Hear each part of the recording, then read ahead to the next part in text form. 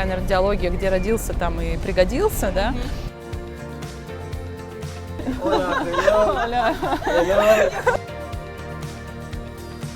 Ичверия. Я говорю, что?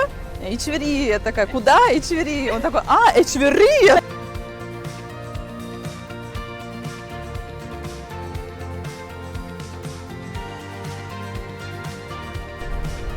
Кайф.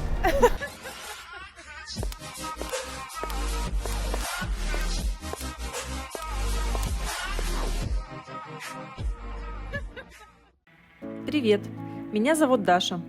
С 2017 года я живу в Латинской Америке и разбираюсь в вопросах получения ВНЖ по рантье в Аргентине.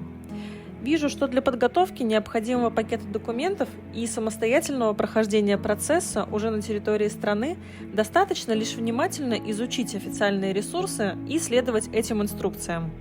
Однако, если кому-то спокойно опираться на экспертизу опытных, профильных специалистов, то в помощь будут множественные бесплатные ресурсы и кейсы, которые разбирают эксперты.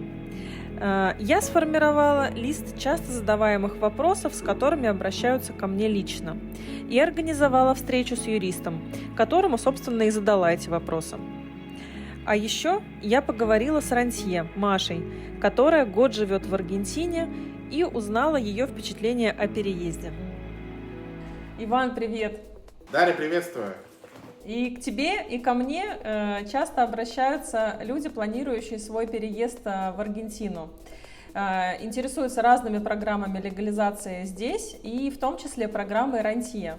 И я решила записать это видео как такое некое там подсказку, пособие, не знаю, может быть, интересный выпуск по вопросам именно легализации на тему рантье, и пригласила тебя для того, чтобы, возможно, мы вместе порассуждали на эту тему.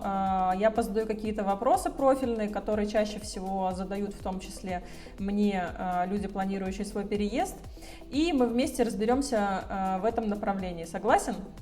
Да, безусловно, готов поделиться всей информацией, которой обладаю и которая на данный момент известна, поэтому с удовольствием отвечу на твои вопросы.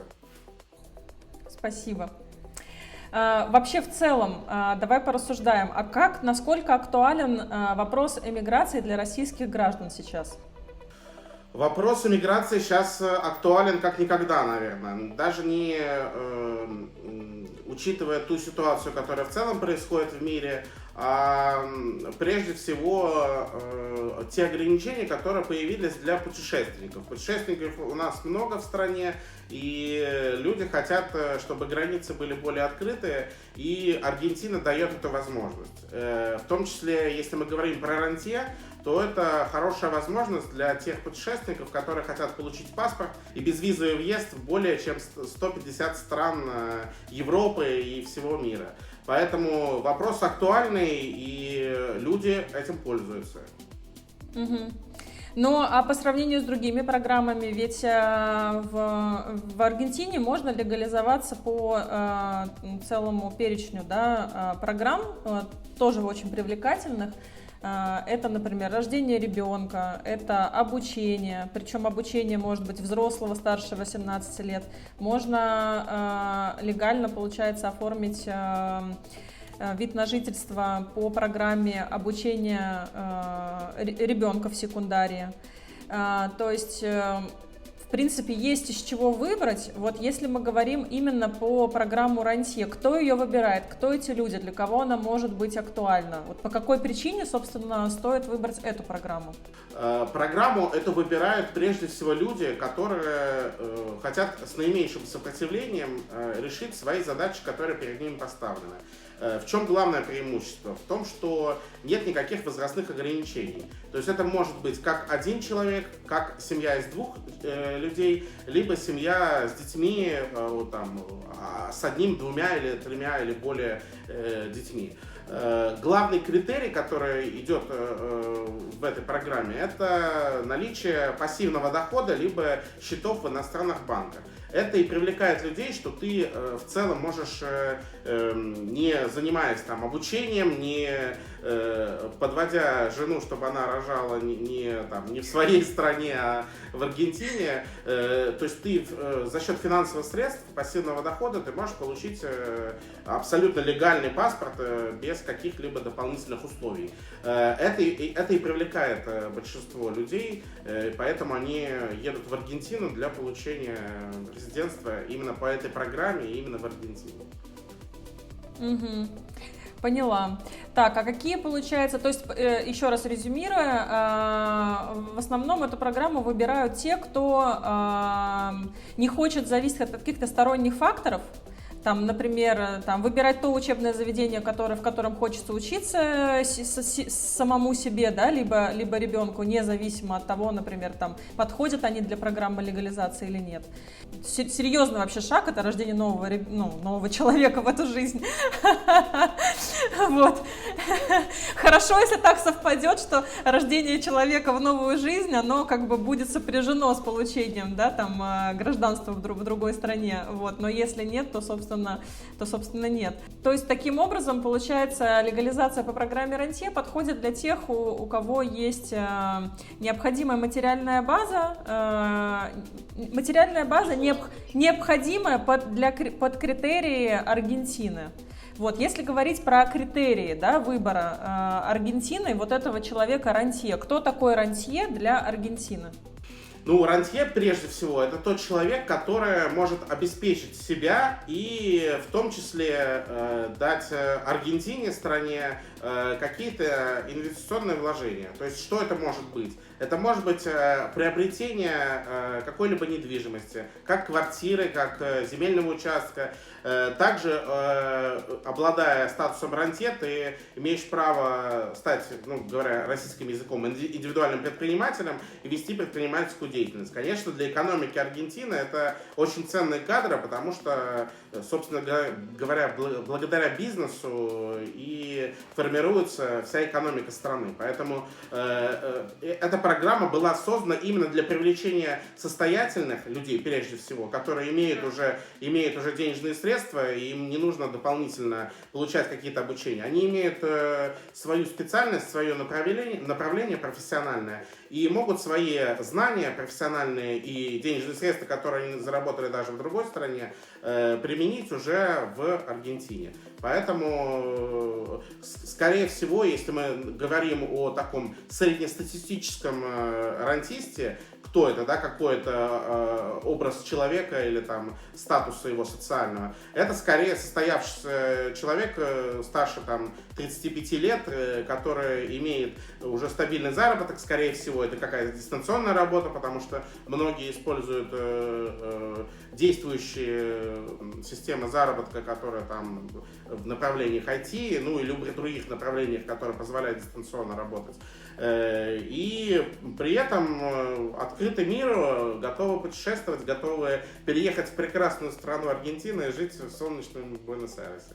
Я вижу вот так, исходя из того опыта и тех клиентов, которые обращаются ко мне и к нам, собственно говоря, по ведению этих дел. Здесь, на территории Аргентины, работая с семьями и сопровождая их по пакету процесса легализации рантье, я знаю, что крайне важно уделять внимание правильно оформленным документам, еще находясь там, на территории России. Вот, расскажи, пожалуйста, чуть подробнее, во-первых, как выглядит пакет документов, да, и какие вещи важно предусмотреть и на что важно обратить внимание. Сколько процесс этот также занимает по времени? Так, давай по порядку, потому что фактически тут несколько вопросов получилось. По перечню документов, которые есть. Фактически на территории Российской Федерации нужно подготовить 4 документа. Первое – это заграничный паспорт, второе – это свидетельство о рождении, третье – это справка об отсутствии судимости на территории Российской Федерации, и четвертый документ – это документ, подтверждающий пассивный доход либо наличие иностранного счета в банке.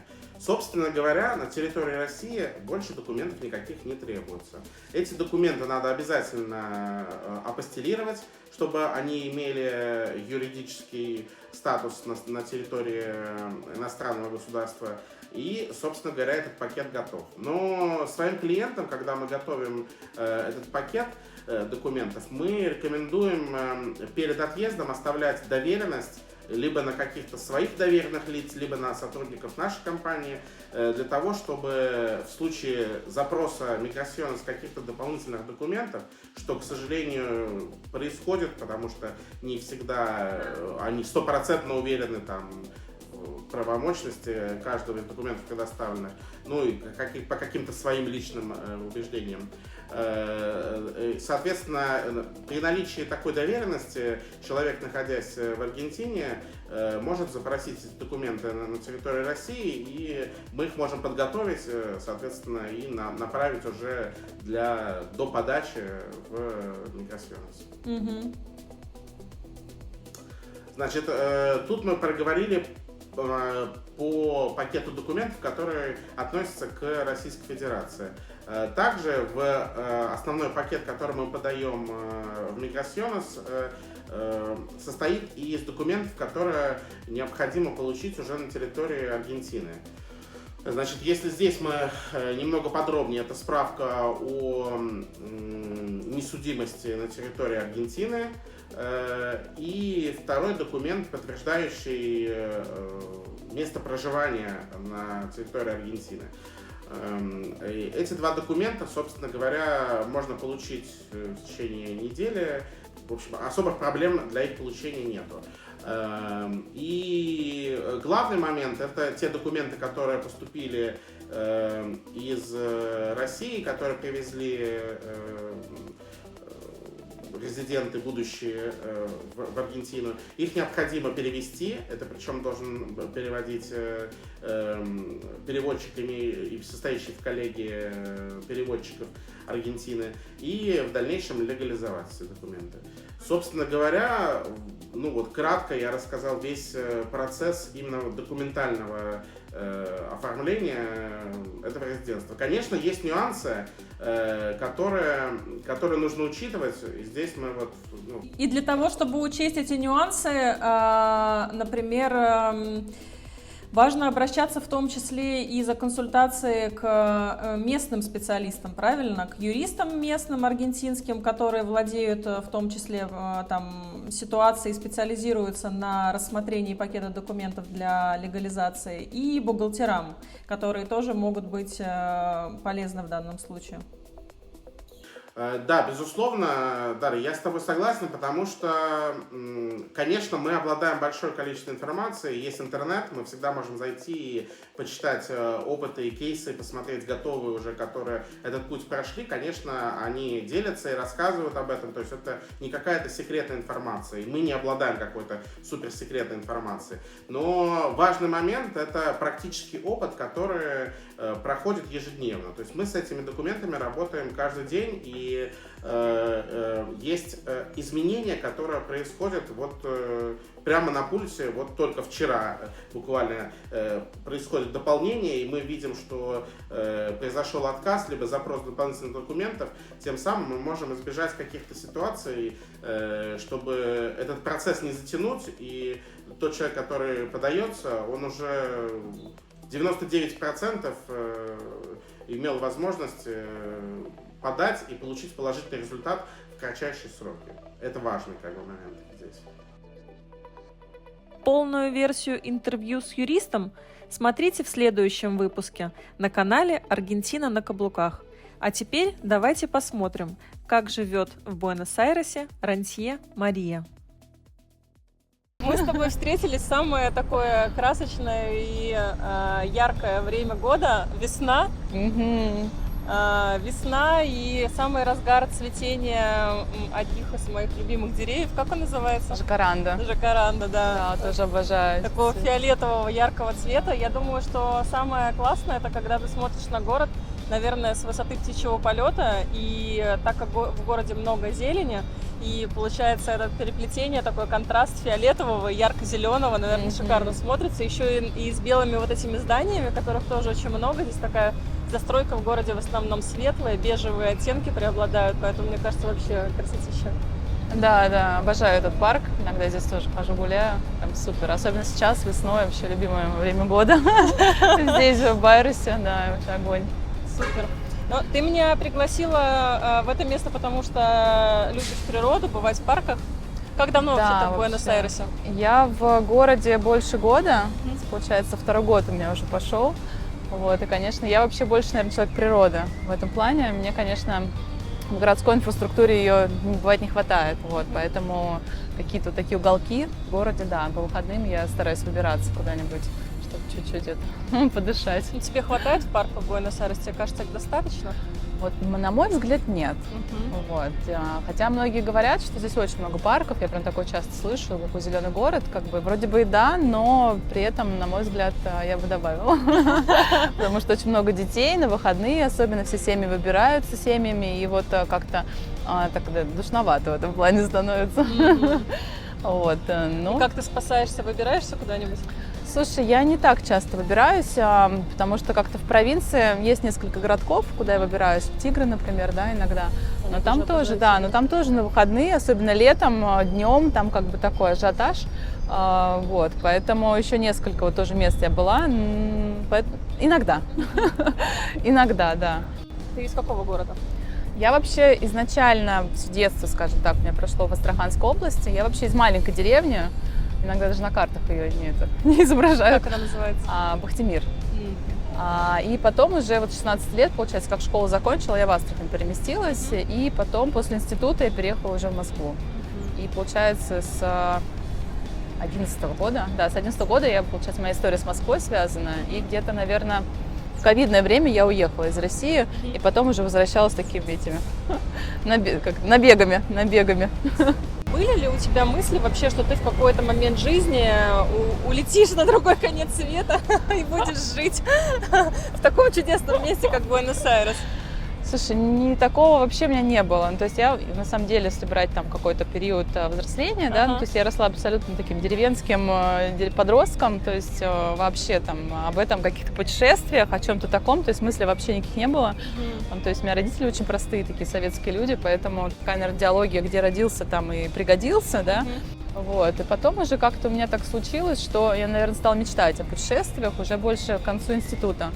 То есть я прям смотрела вот эти программы какие-то, что-то, я прям говорю, как это вообще, как люди так живут, «Орел и так решка» интересно. тебя вдохновляли? Вот «Орел и решку» тоже, кстати, смотрела. Я говорила девчонкам, там, с кем снимали комнаты, например, а они как-то так, ну окей, ладно.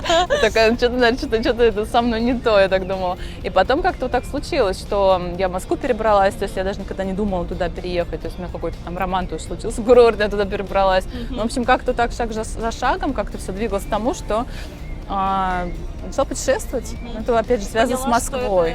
Что мне нравится, да, что мне очень нравится. То есть сначала это какой-то тур тоже был, там, Египет, all inclusive, да, потом шаг за шагом как бы расширялись аппетиты, вот, и потом я уже стала ездить одна, только там тоже с чемоданом, без каких-то all inclusive, вот, и в основном это была Азия. То есть мне очень нравится, и плюс я как южный человек, да, мне в Москве было сложно в плане серости, и поэтому я зимой всегда старалась куда-то уезжать в Азию. Солнышко, да, мне не хватало солнышка, вот, и поэтому, наверное, и здесь я тоже потом оказалась, потому что здесь тепло, вот, зима достаточно короткая, и вот, в принципе, да, в плане погоды здесь, ну, достаточно мне подходит. Поняла. Ты здесь легализуешься по программе «Рантье», правильно? Да, то есть я как приехала, получается, год назад, вот, и, ну, так и подавалась по «Рантье».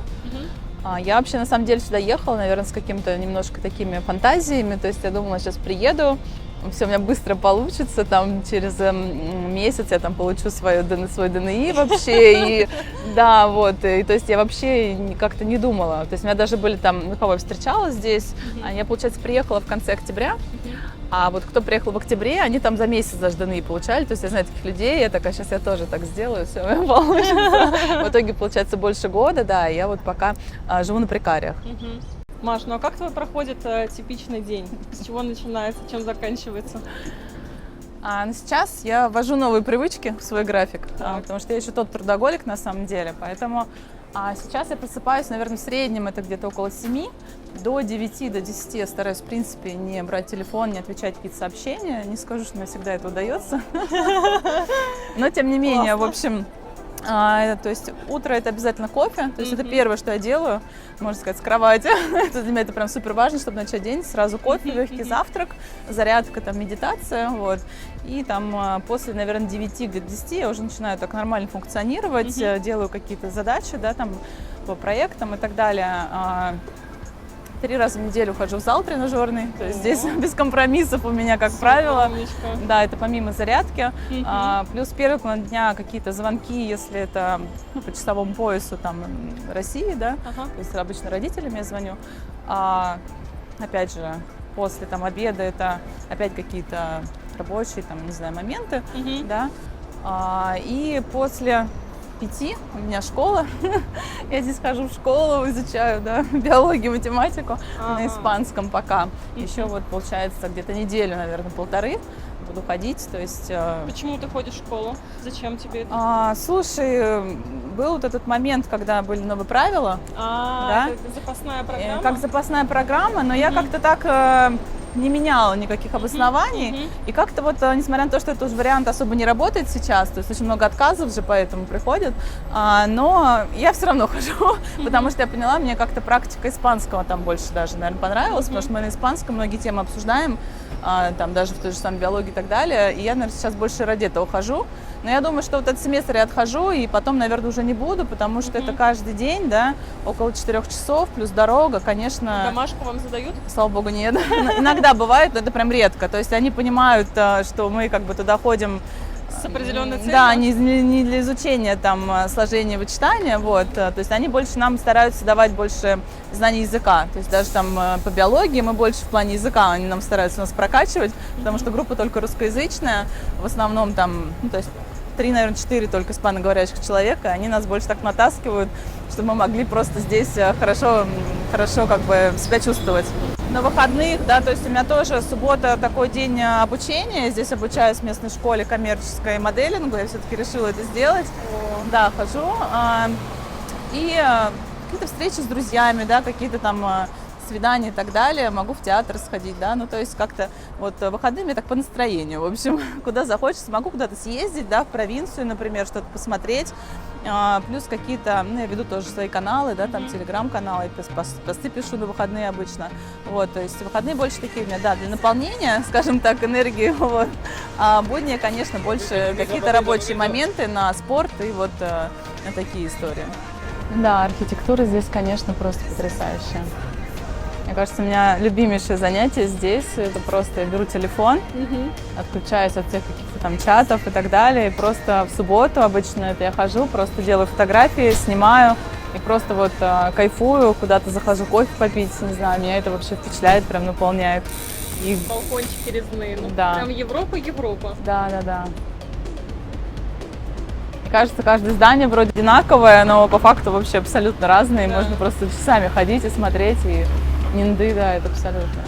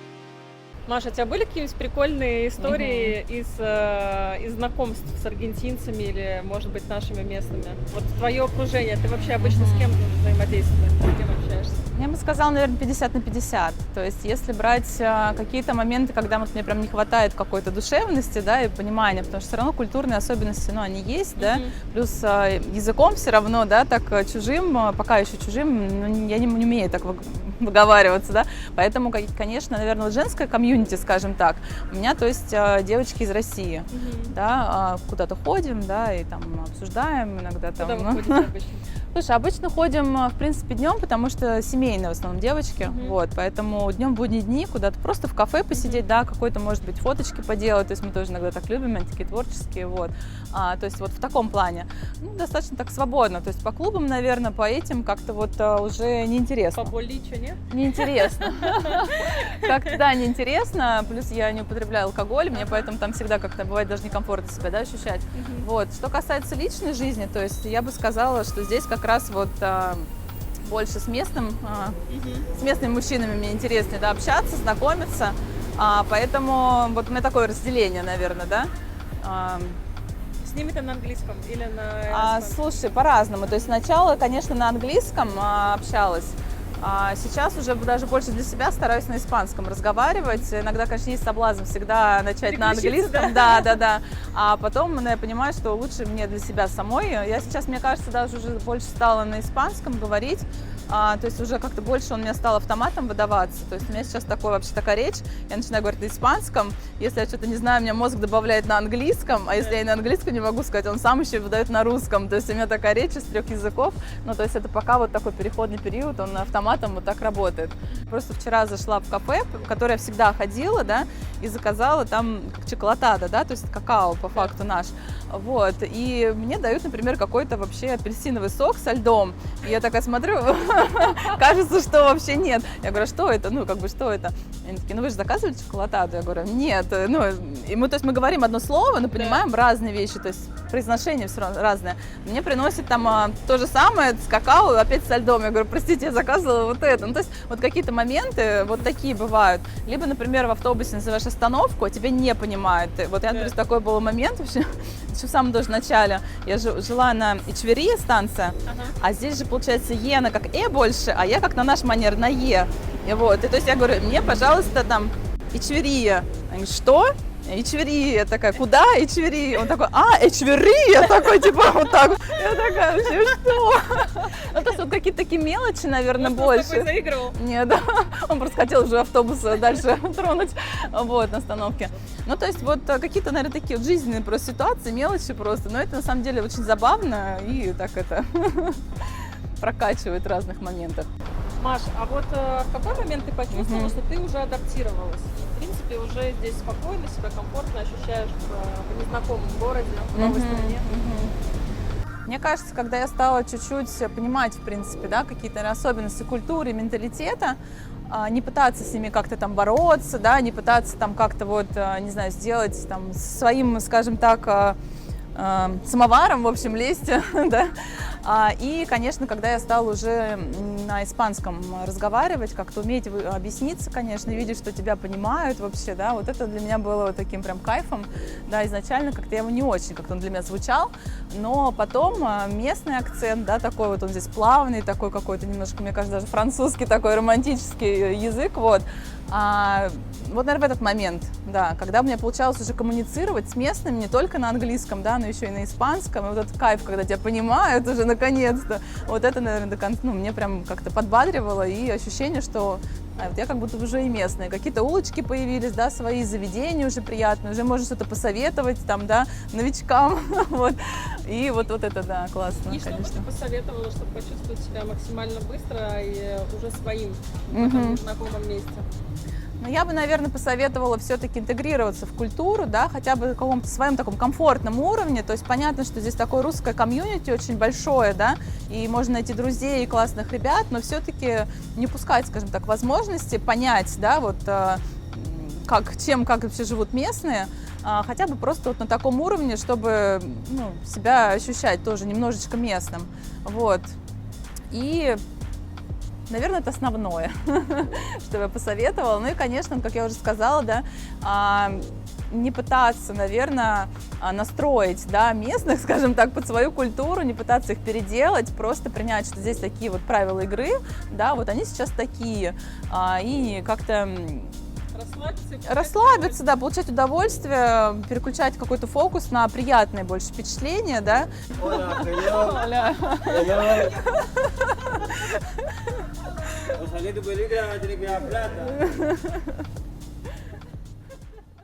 Маш, мы снимаем в преддверии Нового года. Мы уже одной ногой в декабре. Да, и уже вот-вот, и следующий 2024 год. Что бы ты пожелала бы себе, в первую очередь, расскажи. Я себе желаю, на самом деле, реализовать свои бизнес всякие идеи, да, вот, и некоторые творческие еще истории у меня есть, то есть мне интересно, как бы, наверное, какое-то такое самопознание, развитие еще в творчестве, пока просто в процессе, точнее, больше как хобби, да, вот в таком плане, то есть интересно вернуться тоже к танцам, да, очень интересная история, возможно, там, съемок в плане актерского какого-то, да, мастерства. Ну, то есть много-много всяких моментов, и здесь, конечно, ну, по крайней мере, я ощущаю такую атмосферу больше творческую и желание вообще творить, как-то реализовываться в этом отношении тоже.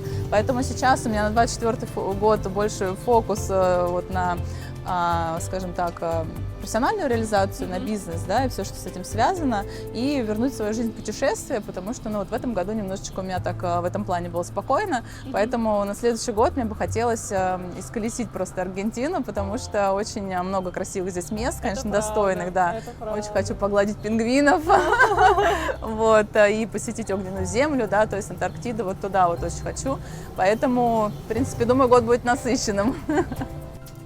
Что бы ты пожелала нашим зрителям? Я бы пожелала реализовывать тоже какие-то свои такие потаенные фантазии в плане, да, таких переезда, возможно, если они есть, и, скорее всего, они есть, да, если вы смотрите это видео.